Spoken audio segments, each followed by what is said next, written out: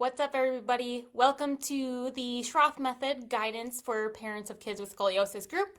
Today is day number 3 of our first week of the group. Yesterday, we talked a little bit about some of the terminology in scoliosis. So we talked about S curves and C curves, convex and concave, and then a little bit about the 3D aspect of scoliosis was day 1. So today, what we're going to talk about is 2 breathing concepts called Schroth breathing that really give you a good bang for your buck and are really effective for all curve types, okay? So if you're on here live, please comment below live. If you're on the replay, please comment replay. I'd love to hear from you and see who's on here. Okay, so let's talk a little bit about Schroth breathing. I'm gonna have a seat here. Okay. So, one of the main concepts of the Schroth method is Schroth breathing. So we have to get Schroth breathing down first before we start to do any other exercises specific to each type of curve. And the good thing about Schroth breathing is it can be applied to any type of curve or scoliosis that your kid has. So if you could teach them this part of Schroth, the Schroth breathing, they will already be halfway there. And this will be really, really helpful to teach them. So let's talk about breathing in general. So usually when you breathe in, let's put your hands on your rib cage and sit nice and tall. You breathe in through your nose, your rib cage expands and goes outward. When you breathe through your mouth, out through your mouth, the rib cage collapses back down. So that would be normal breathing. But in Schroth breathing, we breathe in through the nose and out through the mouth.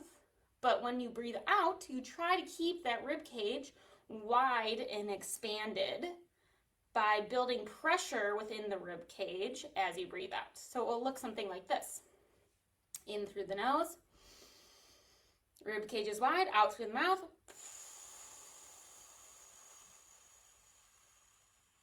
And then the rib cage collapses only when I run out of breath at the end. So as I'm breathing out, I feel pressure within the rib cage to keep it expanded and wide, okay? So that's concept number 1, is expansion of the rib cage, okay? And so that's that breathing technique that I just showed you. And so why is that helpful? Why is expansion helpful? I'm gonna bring out my bendy ruler that I showed you all yesterday. So if this were my spine in the back like this, and I have scoliosis, so my head is up here, my feet and my legs are down here. We'll go through an example of an S curve. Okay, so this is what an S curve looks like. Head up here, feet down here. You have the curve that goes towards the left here and then to the right here, okay? And so when we say we want to expand and open up and keep the rib cage wide, what that means is we're trying to open up this concave side of the curve, because remember we have convex on this side here, and then concave is the opening. And so if we can expand the rib cage, open up this side, basically that creates room here for the scoliosis curve to then move back to a straighter place. And kids are really flexible and their spines are still flexible, so there's an opportunity for that to happen. Okay, so that's expansion. So we're trying to expand into the upper concave and the lower concave to draw the spine over so that there's room for it to move to a straighter position. Okay, so what's the second concept? So the second concept of Schroth breathing is called elongation. So if you sit nice and tall, hands on the rib cage, you're trying to expand and widen the rib cage so that it's more even side to side. Remember yesterday in the video I showed you that diagram of how the rib cage is kind of collapsed on one side and you're trying to open it up. So you're widening, you're expanding, and then you're also going to elongate. So what that means is you're going to drive your feet planted on the floor into the ground to kind of lift up and elongate the spine this way.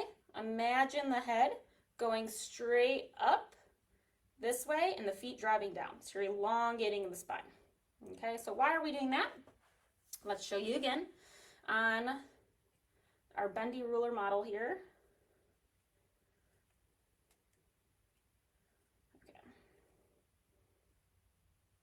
So S-curve, head at the top, feet at the bottom.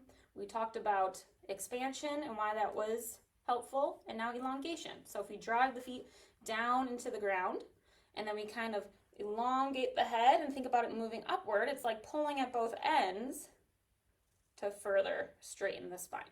So those are your two concepts for Schroth breathing, expansion and elongation. And that applies to every single curve. And if you can get that breathing technique down, it will be really, really helpful. And that's the basis of the Schroth method for your kiddos, okay?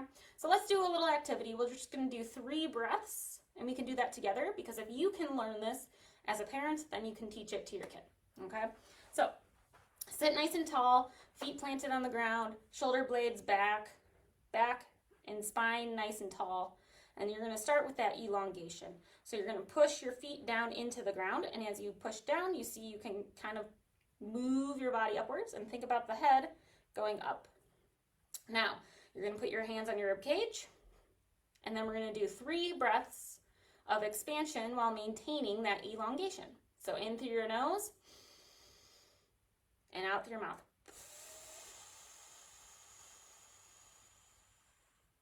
Good, and then relax. In through your nose, rib cage widens and expands, out through your mouth. Building that pressure, you should feel like there's tension in the rib cage. And all the way out. And then one final breath. Keep that elongation, feet in the ground, head up tall, in through your nose, and out through your mouth. Awesome. All right, so expansion and elongation, the first main concepts of Schroth breathing, and Schroth breathing is the most important part of the Schroth method. If you can learn this, you're already halfway there, and this will be really, really helpful for your kids. So if you learned something with this video, please comment in the comments the word valuable so that I know it was helpful to you. And if you try this, put in the comments, I tried this, and then give us some feedback on how did it go. Was it easy? Was it hard? Did you feel the tension in your rib cage? And were you able to teach your kid to breathe in this way? Awesome. Okay, so everybody have a great day. We will be on again tomorrow at 7 p.m. to talk more great scoliosis topics. And thank you so much for being in the group. Have a fantastic